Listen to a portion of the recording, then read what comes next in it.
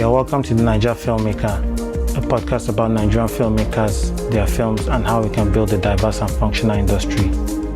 I'm your host, Selegot. On this episode, my guest is Oluyomi Ososanya, also known as Olu the Scribe. He's a writer, filmmaker, and lecturer. He has written for shows like Ajoche, Enakhe, and Inspector K. We talk about how he got the break with his writing, the Nollywood label, and the nuances of film criticism. If you're a new listener, you're welcome and I hope you enjoy. Hi Olu, you're welcome to the Naija Filmmaker. Thank you, Sele. Glad to be here. Alright, so can you introduce yourself? My name is Oluyomi, also known as Olu the Scribe. I'm a writer, filmmaker, sometimes I'm a lecturer on film stuff, visual literacy. Yeah. And overall, I'm a cinephile. I just love cinema and movies, and I talk a lot about it. Oh, okay. Can you tell us about the exact moment you fell in love with films? I'm not sure whether I can pinpoint a specific moment, but I've always loved films as a kid. Yeah. I've always loved all sorts of films, and fortunately for me, back in the 90s, we had a channel called TNT Classics. Yeah. And it was Cartoon Network at 6 o'clock, or I think either 6 o'clock or 7 o'clock, turned to TNT Classics. Yeah. Till 6 o'clock the next day. And from TNT Classics, I was able to watch a lot of films from the 40s, 50s, and 60s. Yeah. And even as a teenager, I was able to appreciate what people did so many years before my birth. A lot of films that were ever made before either of my parents was born. Yeah. And films that were made when they were still kids, and I was able to relate to them. And I also had started writing short stories as a kid. Yeah. I think at maybe like age 11 or something, as part of a class assignment. There was a class assignment we got, and it was to write a short story. And from there, I just loved writing. And somehow in my head, I equated writing stories with films. I didn't know the difference between a novel and a screenplay. Yeah. So whatever I wrote, I always imagined it as a movie in my head. So it was many, many years later I found out the distinction between screenplays and novels, and what films got made out of. So I think sometime in those years when I was watching films like 12 Angry Men and The Thin Man, Yeah. and Arsenic and Old Lace, I think that's when I fell in love with movies. And I didn't know it at the time. It was till almost 10, 15, 20 years later that I realized it could be a career, at least in Nigeria. Yeah. Okay, so let's talk about the start of your filmmaking career. At what point did you decide to, take this love for film, interest in filmmaking serious? Okay, so I think the exact moment was my graduation ceremony. Okay. So after the graduation ceremony, somebody from my school, somebody from a different department, I was sitting with him, his brother, and somebody else, and we were just discussing life after university, what we're going to do with our careers. And one of them brought up the conversation of filmmaking. Yeah. And he said he was going to film school, and that's when it hit me.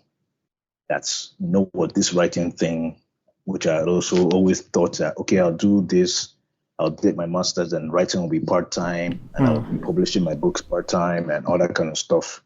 But when he said that, and during the course of the conversation, that's when it hit me that, this is something I could do. But it wasn't fully then. I still went to NYSC. Yeah.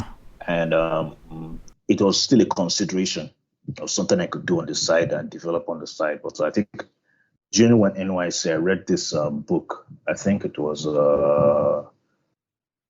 Mark Victor Hansen book called The Power of Focus. And I can't remember the specific chapter, but there was a specific chapter that just told us, talked about just choosing one thing and narrowing it down like on a laser. And that's when I decided, I have to find a way to make this full time. I have to find a way to do this as a career rather than, I'll do it on the side, part-time, network, and all that kind of stuff. So I think there was some time during that period that I just decided, and I didn't know how it was going to happen. I had no idea. There were no film schools, or at least no film schools of notes to think of at the time. And I had no idea. I think I started researching to foreign film schools to attend. And luckily for me, I had parents that didn't really object to that sudden career shift. Yeah. Completely left way or left field of what I had studied or what I was even inclined to at the time. So shortly after that, I think I started paying attention to the credits of TV shows. Any TV show I considered good at the time. Any Nigerian TV show I considered good at the time. I'd look at the credits and find out who produced it. Yeah. Who was the executive producer and which company produced it. And I think there was a time I paid it. I can't remember what series it was, but I think I can't remember his name. I think it was Tajo Adepiton. At the time they were called Alpha Vision. And they're the people that used to produce Everyday People and was it Everyday People? Not I can't remember. Not Everyday People. I can't remember. It was a TV series though. Yeah. Like at the time they were called Alpha Vision Media. I can't remember what the remodeled into. I think it was Tajo Adepiton or something. And I found out I watched the show to the end. And I watched the credits and I saw the company name. Yeah. And I Googled it. I found that they were in Ogba. Their office was in Ogba. And I'd been developing a screenplay, a TV series at the time. My own sitcom. I've written my own sitcom. I'd written the entire production Bible. And I wrote the pilot episode and 2 more episodes. Yeah. So what happened? I tracked down their email address or their physical address.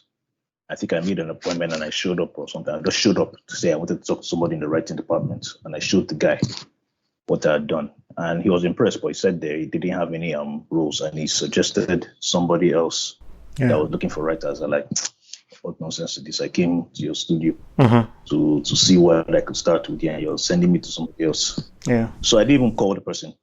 That he gave me his number. Shout out to Larry. As in that was the guy that I met. So he gave me somebody else's number, and I left. And for like 3 weeks, I didn't call the person. I left Lagos to see my folks. And one day I just started like, what harm is it going to do to you to call this guy? And I called him, said, Larry gave me your number, says talk to you, you're looking for it. This was like 3 weeks after. And like, yeah, send me a sample. And I sent him a sample. Next day he got to me, said he liked it. Can you show up at our studio tomorrow morning by 9? I didn't tell him I was out of town.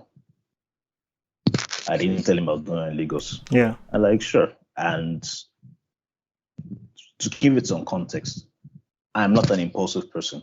Far from it. Yeah. I'm a chronic, or I have historically been a chronic overthinker. But for whatever reason, I don't know whether to the Holy Spirit at that time, I just went home, told my mom, somebody else offered me an interview in Lagos tomorrow morning. And maybe the Holy Spirit said that I even talked to her as well. She just gave me money for a plane ticket.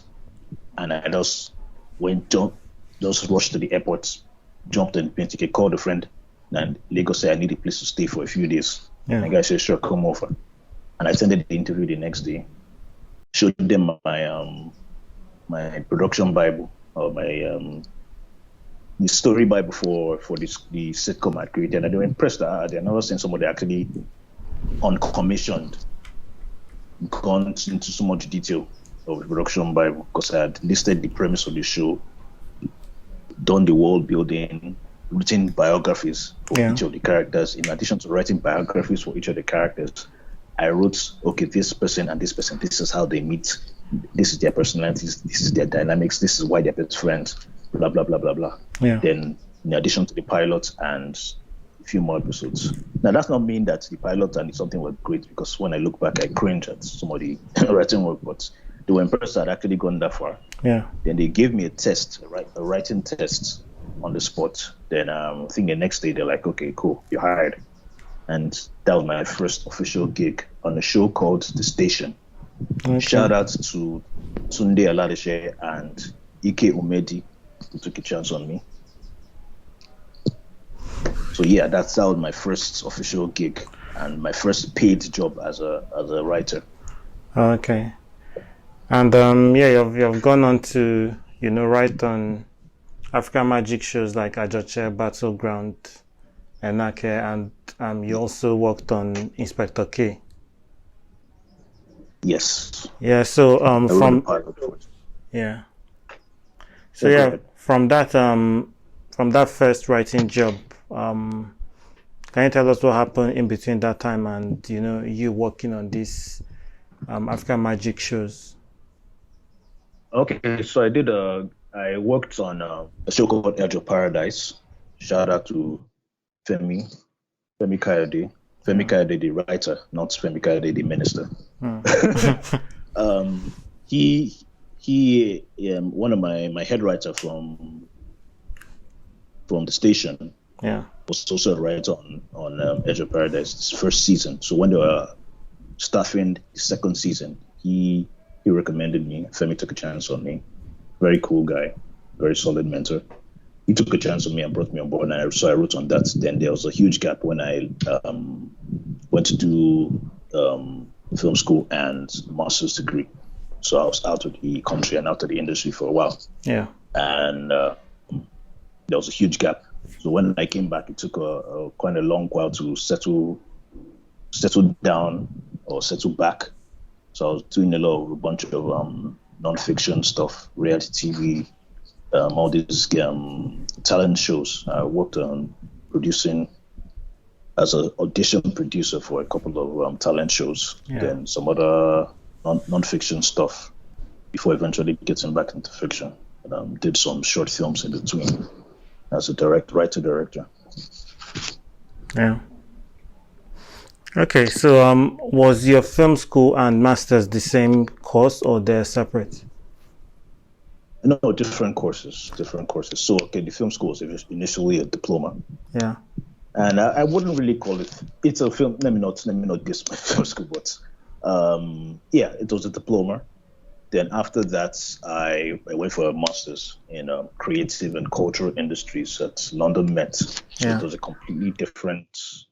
There were two completely different things. I wasn't actually planning on a master's initially, but it was something I just shortly after film school, I just slid into it and decided to just do it. Yeah. In addition. Okay, so film school was like kind of the practical kind of introduction to filmmaking, and then the masters would have been more theoretical.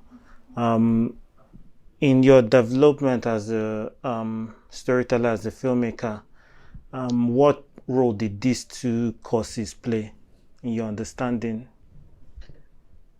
Well, the masters wasn't really film related per se.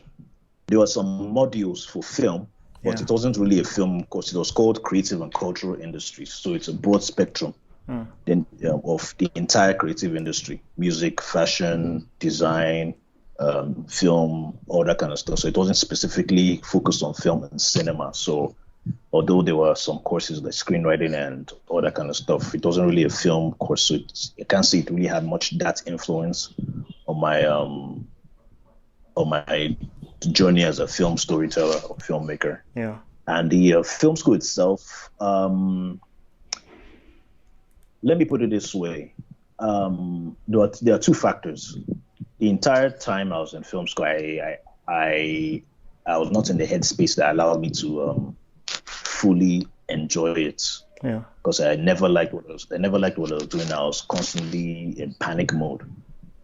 So because I was measuring what my taste was against what I was producing.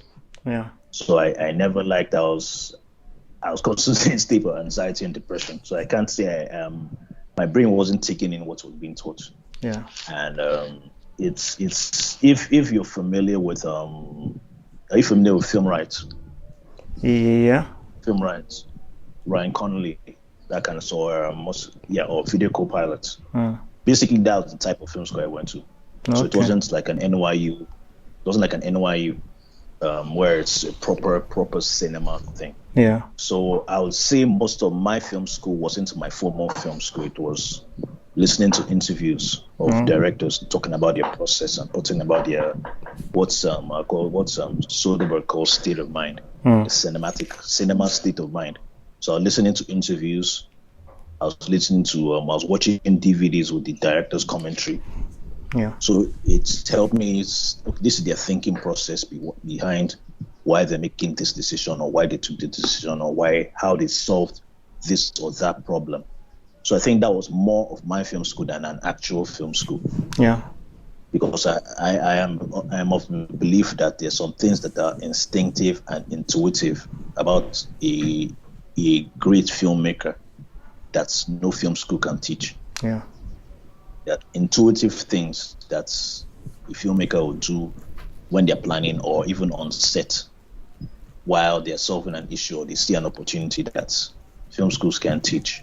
So there are a lot of people that can go to film school, graduate, but they turn out very generic in everything they do, or most of what they do is generic. And there are people they're called journeyman filmmakers. People, they are competent, they do a good job, but you're not going to look at the end credits to find out who directed this, because it didn't really.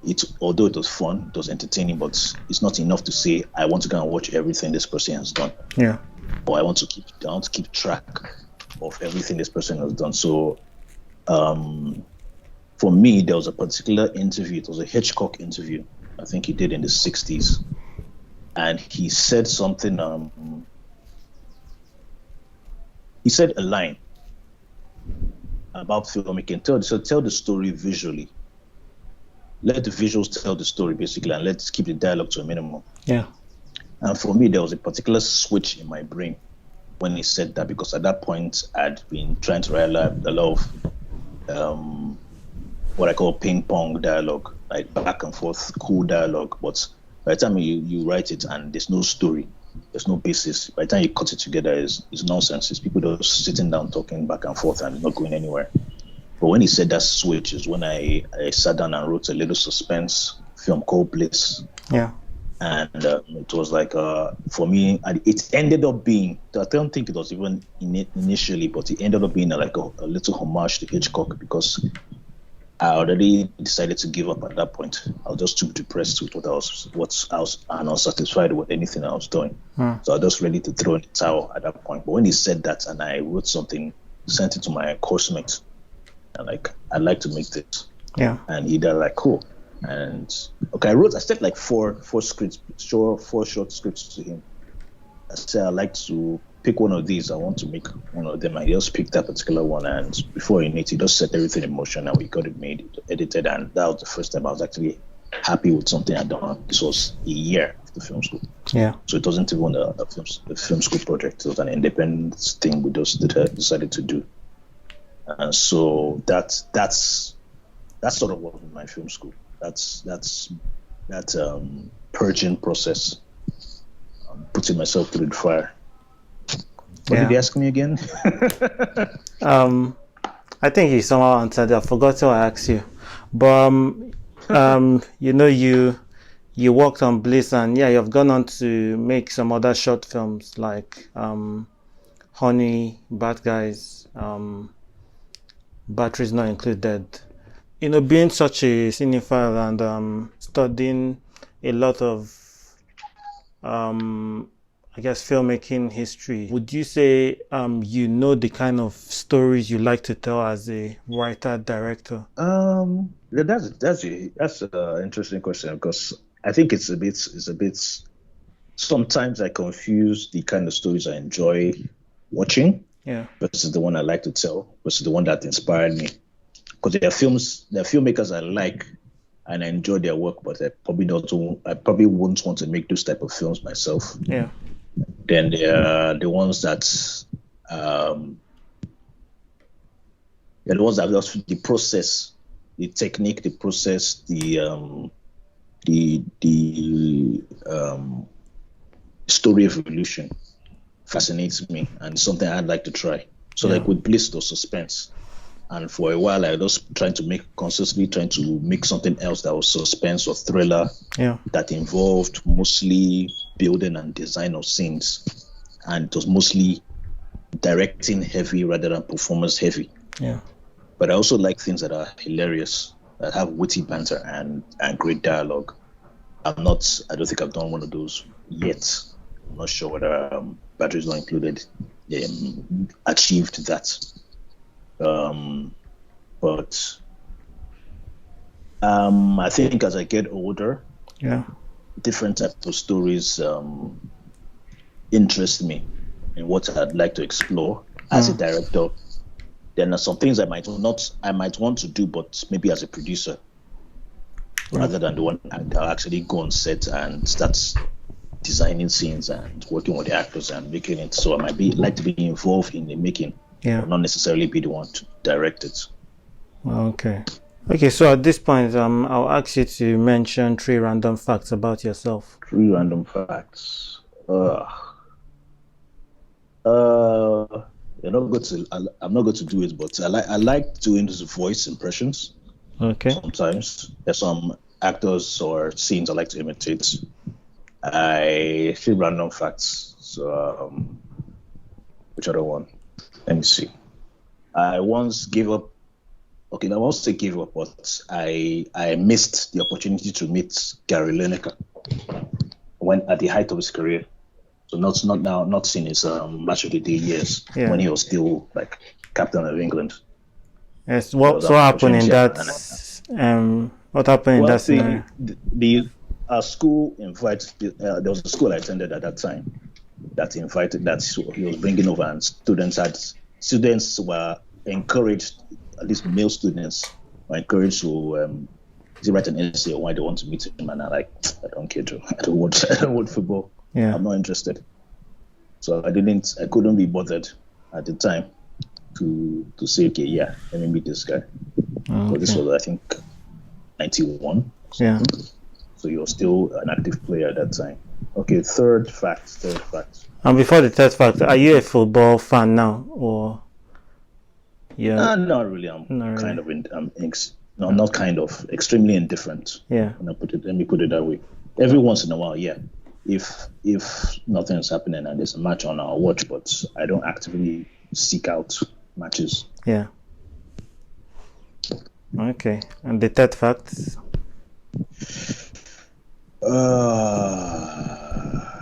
I have it's gonna sound funny, but in some shape or form, I'm a Nigerian prince because my great grandmother was from royalty. Yeah.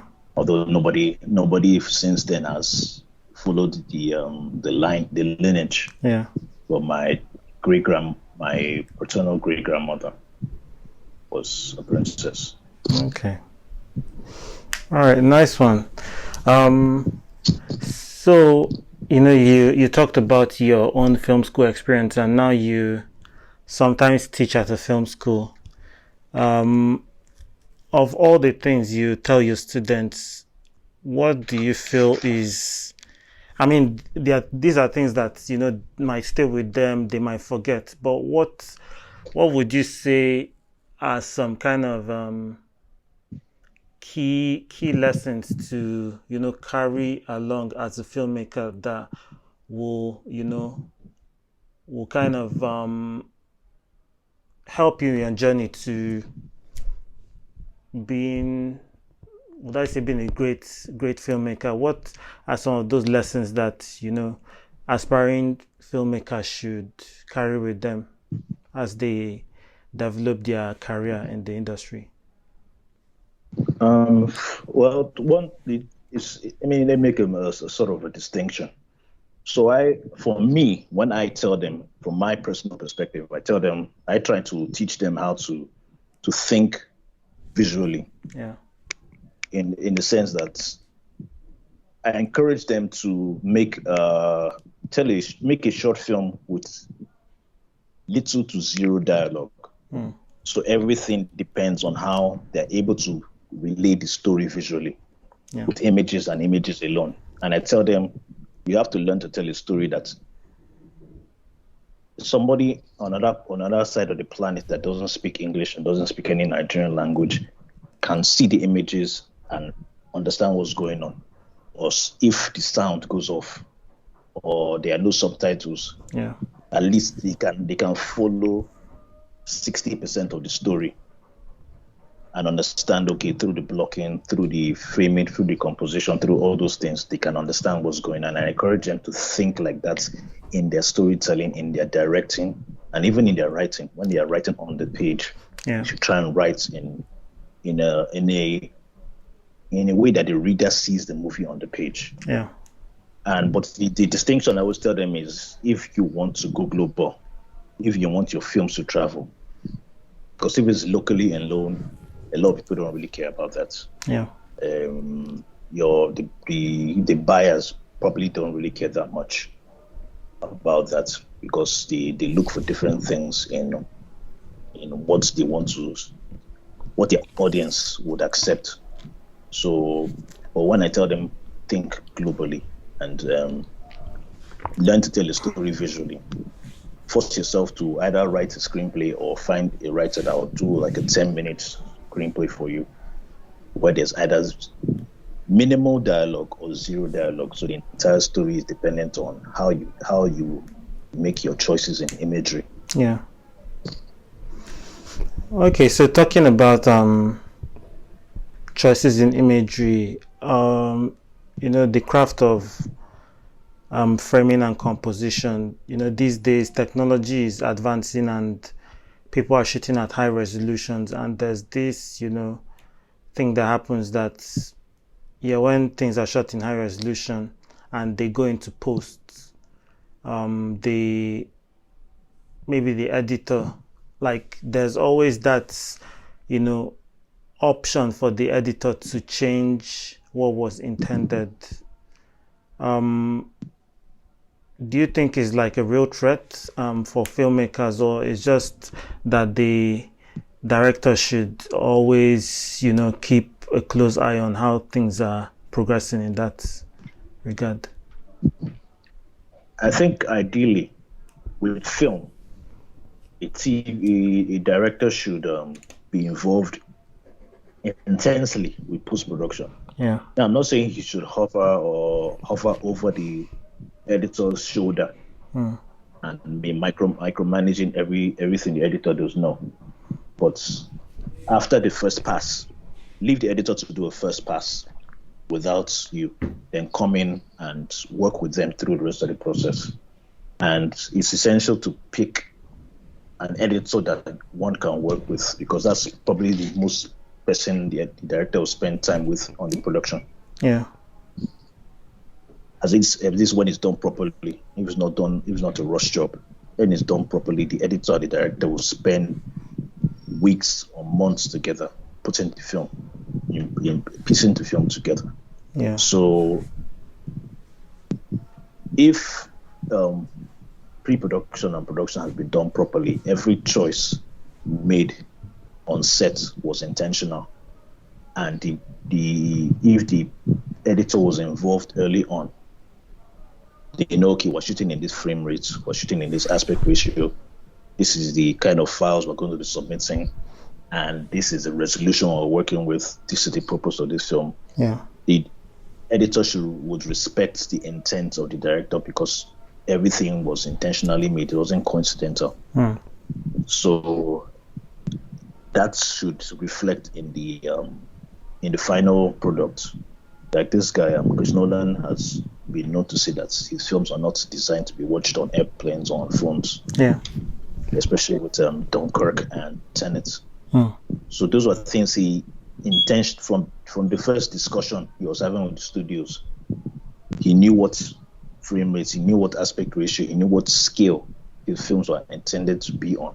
And although we will not be making those type of films, but depending on the story being told, at the scale intended and the atmosphere the director intends to create with the film, all those choices should still should not be stripped away for convenience in post-production. Yeah.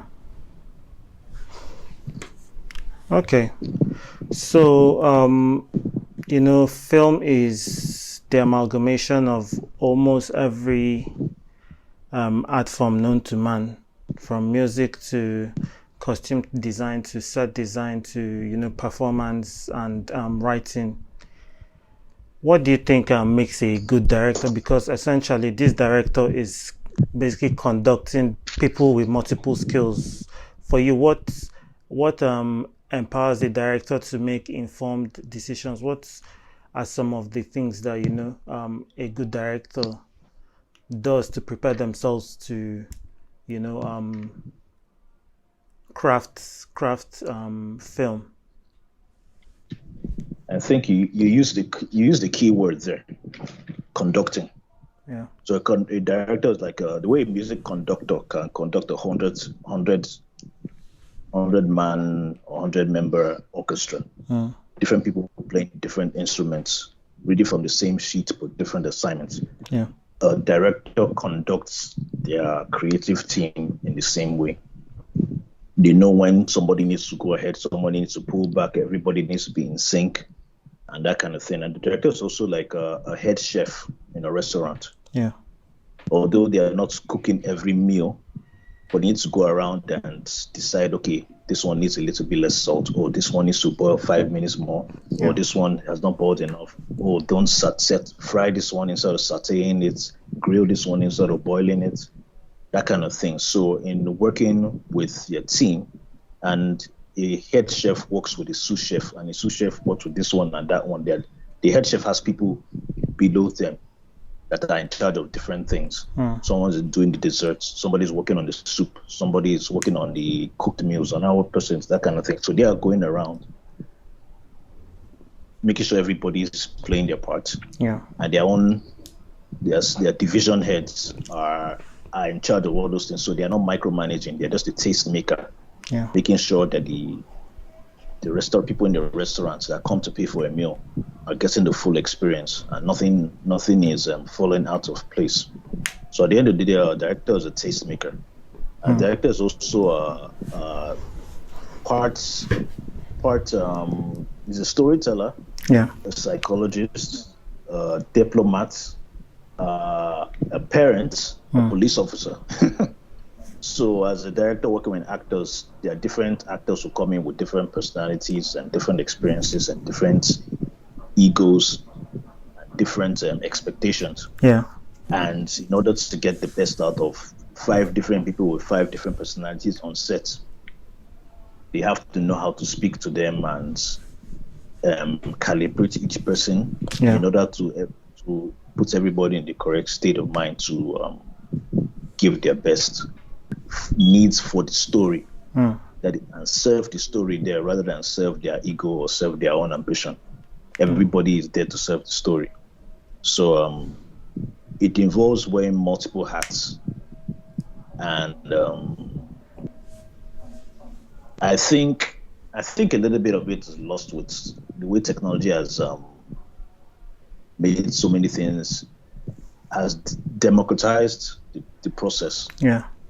And if you compare the skill set of a filmmaker in the 60s when everything was celluloid, as opposed to now that's anybody with a DSLR and the money can go on set and directing in quotation marks, and put something out there. The demands were very, very different. The expectations were very, very different. So multiple things to successfully be a great director and make the kind of things that connect with people on a deep level. Yeah. Rather than not just oh, it was nice, you move on and you're forgotten. Yeah. Okay, so you talked about the director being the tastemaker, and earlier on you mentioned that at the beginning part of your career, you were struggling, to bridge like what your taste was for film and what you were making. So Yeah. over the years, like how have you bridged that gap? I'm not there yet. Yeah. I'm not there yet. I've never been 100% satisfied with anything I've done. I'm probably one of my own worst critics. And the things I've done that people like, them like, really, not. I'm not really sure. So I'm not there yet. I'm not there yet. I'm still working on it. I'm still trying to evolve myself into the point where I can sit back and like, yes, I actually fully achieved. I'm not sure it's possible to fully achieve what I had, what's in my head, and my ambition matching what I actually eventually pulled off. Yeah. I don't think there's any filmmaker worth their salt that fully achieves what was in their head completely. At least in my opinion, anyway. Yeah. Okay, so right now, filmmakers in the industry are being referred to as Nollywood filmmakers. Some filmmakers object that label. Some people say, oh, they are part of Nollywood 2.0. Some people are like, they are more into Nigerian cinema. For you, like, how important is it for our industry and the systems in place to kind of encourage diversity in the voices of creators and filmmakers? I think it's very, very important. I think it's essential because it really depends on I don't want to use the word ambition, but it depends on the long term career a filmmaker wants to have. Yeah. Now there are people in Nollywood who are content with Nigerians and Africans being their only audience members. Yeah. As in, they have no interest in trying to please anybody else. Let me put it this way: the same way Tyler Perry makes films primarily for African American audiences. Yeah. And it's not really interested or bothered about anybody else that doesn't like his films or doesn't want to watch. That's the same way some people in Hollywood they're not bothered about anybody else except in their films, as long as their primary key audience wants their films. Now then, staying with the African American examples, someone like Barry Jenkins, or Spike Lee, they make films that they take to Cannes and they take to international film festivals because their audience, although they tell African American stories, they still tell human stories that they take to places that are not primarily for African Americans, they're for global audiences. Yeah. So there are Nigerian filmmakers like that too. They want their stories to travel beyond Nigerian shores. They want their stories to be objectively watched and measured the same level any of their international colleagues' films will be measured. So they want a film they can take to Cannes, they want a film they can take to Toronto, and it's not measured as, oh, here's this cute African making a film. It's like, no, this is a good storyteller. Yeah. The reason some people reject or do not want the Nollywood label, because for a very long time and to an extent till now, Nollywood was not taken seriously in film circles. Yeah. And before we would then have to go international, even in FESPACO. For a very long time, FESPACO did not consider Nollywood or Nollywood filmmakers seriously. Yeah. And that's an African film festival. That's the oldest and the biggest African film festival. So that hindered a lot of people's ambitions. And people would go to workshops, go to film festivals, and they'll go to workshops, and immediately somebody hears, you're from Nigeria. Oh, you Nollywood people, and the conversation shuts down there. And it's no exaggeration. I know multiple people this has happened to. And once you mention you're from Nigeria, the conversation ends there, because they already have an assumption of what type of things you produce or what kind of films you make. So when people say they don't want to be tagged Nollywood, they have legitimate reasons. But people don't want to. A lot of people don't want to see the nuance. They don't want to see. They don't want to have a discussion. It turns into a fight immediately. Or how dare you? How dare you? What do you mean? What are you trying to say? That you're better than us? So they don't see that nuance. They don't see the motivation because they're not ready to discuss. It turns into an argument or a fight or antagonism. Yeah. Us versus them. So when people say they don't want to be, or they are not tagging themselves or their films in Nollywood, there's a legitimate reason. Everybody has a right to their ambition or their desire or their reach. And it shouldn't be a cause for argument or fighting. If somebody says, I want somebody in Argentina, or I want somebody in Korea to be able to watch my film, and another person like, you know what, as long as West Africans are watching my films, I'm okay. They're different ambitions, so there shouldn't be a need for hostility. Yeah. When somebody says, this is what I tag my films or I tag myself as a filmmaker.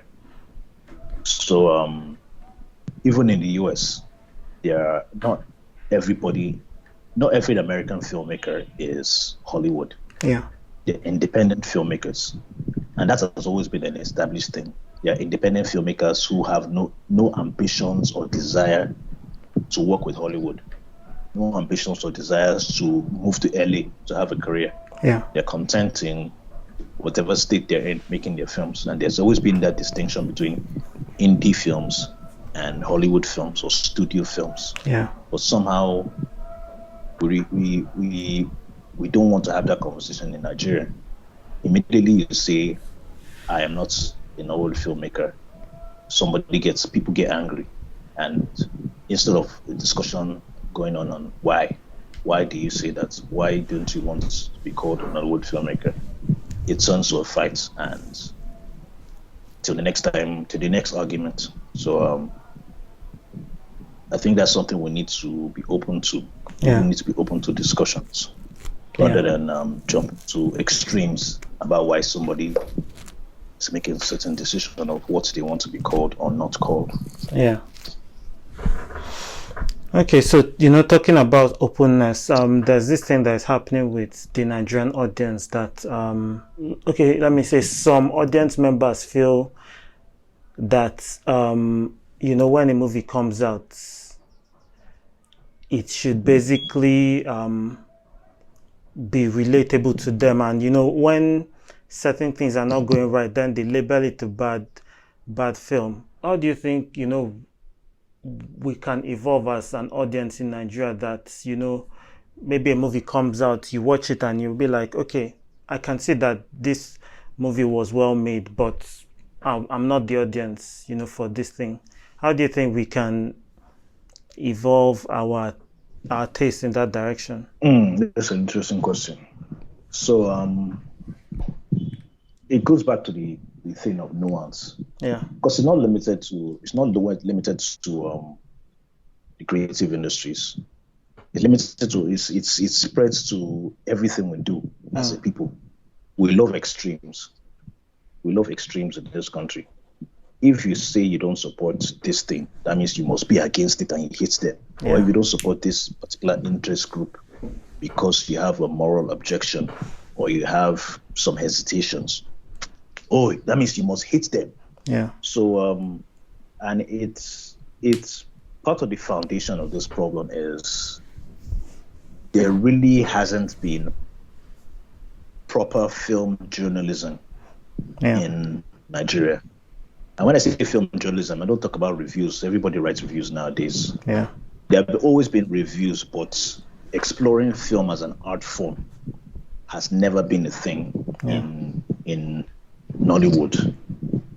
Just enjoying the art form, exploring the art form, and just basking in the narrative, or this particular filmmaker who I've noticed over the course of 10 films, this is the thread who I've noticed, the themes he or she likes to explore, the techniques he or she employs, how they break down scenes, how they design scenes. We don't talk about any of those things, even in reviews. It's mostly, oh, this person was on point, or I like this person brought their A game. Yeah. You don't really see an exploration of the craft. And it also goes back to a lot of the filmmakers don't care about craft. Yeah.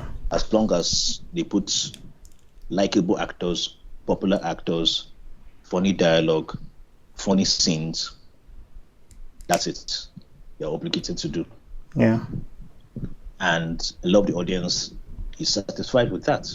And that's fine. People I like to enjoy, I like to like what they like. But since we're never using the example of the French New Wave. Yeah. The French New Wave happened because a bunch of young film lovers decided, you know what, this approach to filmmaking has run its course. Look at what is happening across the shores. This is like what we like to see. And they extensively wrote on filmmaking and their love for cinema and their love for this director or that director or this genre. There was extensive writing beyond reviews. Yeah.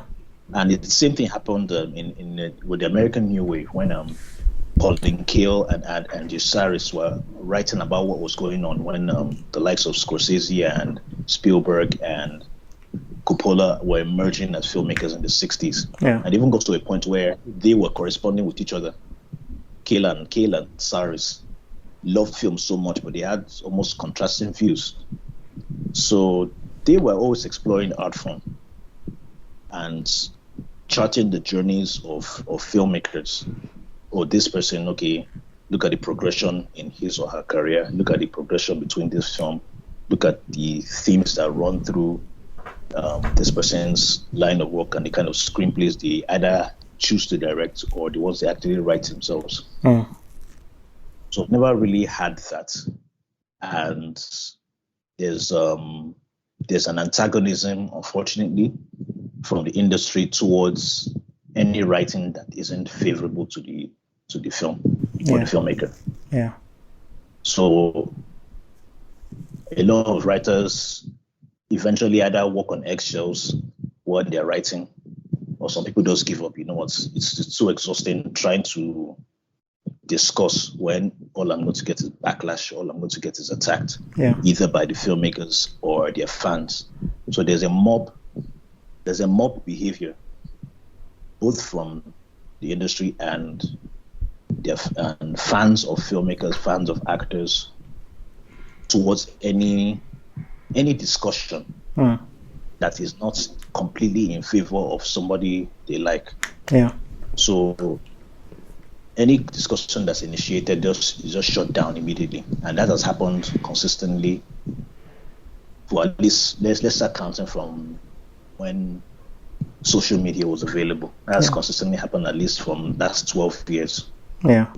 Any attempt at a conversation in no one's conversation gets a mob, sort of like a mob reaction. The same way, let's say, if you see something negative about Beyonce online, or what's her name, Ariana Grande, prepare to be attacked. And then whatever you say, no matter how valid it is, it's going to be shut down by people telling you to shut up, go away, accuse you of being a hater, or tell you that you haven't achieved what she has achieved, so you should shut up. Yeah. So until we get to a point, and I hope it's not too late, because it's very embedded in I don't know how often you're on Twitter, but there's a difference between Oyibo film Twitter and Naija film Twitter. Yeah. Oyibo film Twitter, you actually see different directors discussing back and forth with each other, their techniques, their approaches. Oh, they love this person's work. Oh, this film inspired me 20 years ago. Oh, check out this film. I really love. I think there was a time I saw why am I forgetting this guy's name now? There was a period like 2-3 years ago where I've forgotten their names. I can't believe I've forgotten their names. The director of Logan, the director of Chris McQuarrie, the director of Logan, director of Moon. Yeah. And like 4 of them on a regular basis, you don't see a thread between the 4 of them just discussing their love for films. If you didn't know who they were, you just think these are fans of filmmaking. Yeah. Not actual high class A-list filmmakers. And they're not discussing the craft, they're not discussing technique, they're just discussing something they loved. And we don't really do that here. Yeah. It's mostly other subject matters, mostly this person made this box office result, or this person uses expensive camera, or this person cast this A-lister in the film. And it never really goes into the discussion on love for craft. Yeah. And if the filmmakers are not doing that, and the audience hasn't been conditioned or trained to love craft, then, and even the journalists themselves have not been fed enough craft to say, okay, this, let's discuss how this person designed this scene, or this person has approached these themes, this same theme in different ways. I know I'm going off a tangent here, but look at someone like Spielberg's career now. Yeah. There was a period in the 70s and the 80s where it was mostly, there was always a theme of, I call it fatherlessness. Either fatherlessness or a child connecting with the father. Yeah. At least throughout his mostly his 80s work. And in the 90s, he switched to historical type of stories, Schindler's List, Saving Private Ryan, Munich, War Horse, then eventually did Lincoln. So there was a you could look at his career. Same thing with his friend Scorsese. Yeah. You can usually tell the kind of themes that interest them. So when a writer is going to write on Scorsese, either reviewing an individual film or exploring his career, those are things you can look at and say, okay, this is the kind of storyteller this person, these are the themes this person explores, these are the things that interest this person. Yeah. This is what they're trying to say about the world. But we don't tend to do that here. And part of it has to do with that the industry didn't start with filmmakers. It started with people from the theater, it started with businessmen, and started people from TV. Now, there's a completely different discussion on the difference between TV and film, at least historically. It's sort of changed now with prestige TV changing everything, where TV shows are more cinematic. But historically, there was a huge distinction between film and TV. And Nollywood started primarily on the TV, at least for the first 15, 18 years. At least, let's say, before 2010. Yeah. You are unlikely to see a Nollywood film in the cinema. So it was primarily a TV medium, which is different from cinema. Yeah. So which affects how the film is shot, how the film is cut, how the film is transmitted, how scenes are blocked, how the film is edited. So because of that heavy TV, film, radio influence, it affected how our films were made. So, and that's why you usually see a difference between a Nigerian film versus a Kenyan film or a South African film or that kind of thing. Yeah. But they don't. They had probably more a longer history of cinema than we did. So that has affected everything, from the audience to the reviewing to the writing to the how the whole medium is explored. Yeah. So it's more complicated than it's not really a simple matter of pinning down to a specific thing, because it's very complex web we have weaved over the years. Yeah. We have come to the end of this episode. Remember to rate and review the podcast. You can also follow me on Instagram, Twitter, and Facebook at Selego Film, and the podcast at the Naija Film Pod to share your feedback. You can now support the podcast by visiting the website to donate. See you on the next episode. Have a good one.